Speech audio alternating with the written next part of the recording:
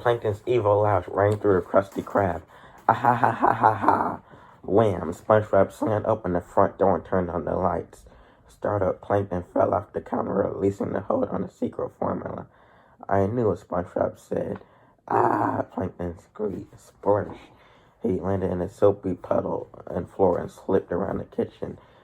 I knew I left my keys in here, SpongeBob said. Silly me. Plankton kept slipping and sliding around the kitchen, unable to stand still to crack the secret formula. He reached out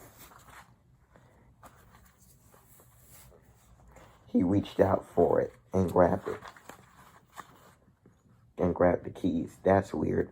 Where could they be? Plankton zipped past SpongeBob and ricocheted off the kitchen wall, screaming, Ah! Keys, keys, keys, SpongeBob murmured. Where are my keys? As SpongeBob searched the kitchen, Plankton zoomed all over, barely escaping serious injury. Where are those keys? SpongeBob repeated. Bonk! Plankton slammed into a mop bucket since it was on the wheels of the impact, sent him rolling across the floor in the deep fryer, knocking both of its knobs into high position. The grease in the fryer started to bubble. Keys, where are you? SpongeBob asked, still searching. Wham! Patrick crashed into a wall, knocking sharp knives loose. Plankton crashed into a wall, knocking sharp knives loose. They plunged straight toward him, and he dove out of the way just at the last second. Ah! He ran away from the knives, only to slip in another puddle and slide up to the caution wet floor sign.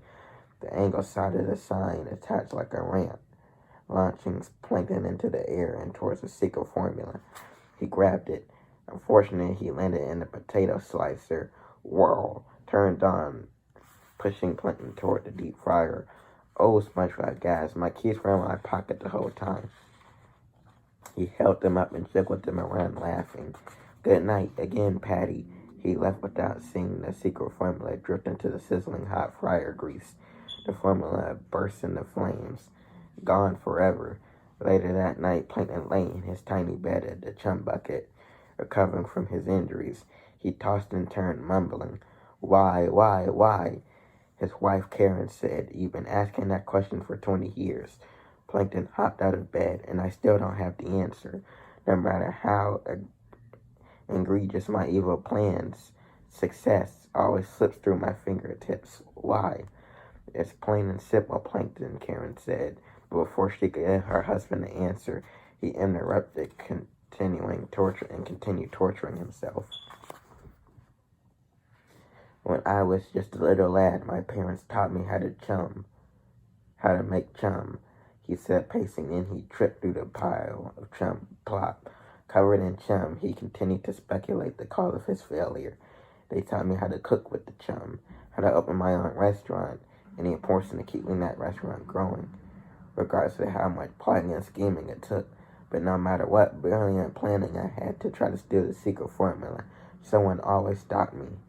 It's not who you think it is, Karen interjected. It's crabs, Plankton fumed. Nope, said Karen. I'm sure of it, insisted. It's crabs. No, Karen said. Crabs is just one side of your head. The one who always stops you. The one you should fear is SpongeBob SquarePants. Plankton stopped dead in his tracks, stunned. It is. Absolutely.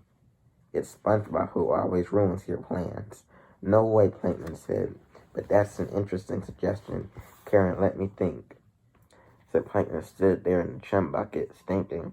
He remembered when he tried to steal the secret formula.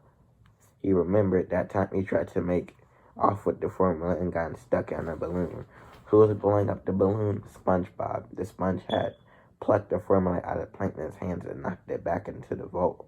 Plankton remembered another time when he disguised himself as a Krabby Patty and scurried across the floor. SpongeBob was doing an Irish dance. And foot stopped down, scratching Plankton in his disguise.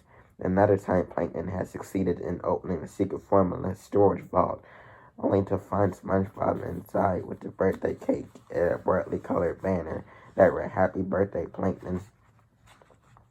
His mind went back to the time when he put explosives at the Krusty Krab to blow it up.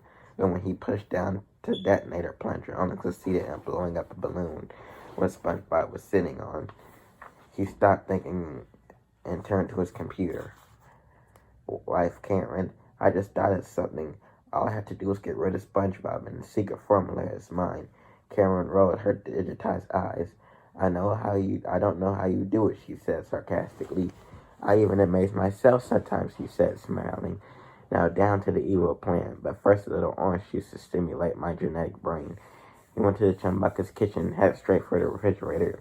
He opened the door and peered. No orange juice, Karen yelled. Have you seen my... He turned to Otto, chugging all the orange juice out of the bottle. What the... Plankton said. Karen rolled up behind him. Oh, you found Otto. Otto, Plankton said. Ass so cute, Karen gushed. What's up, bro? Otto asked, offering the bottle of orange juice. Want a swig? The robot bumped loudly. No, thanks, Plankton replied. You're fired, said Otto.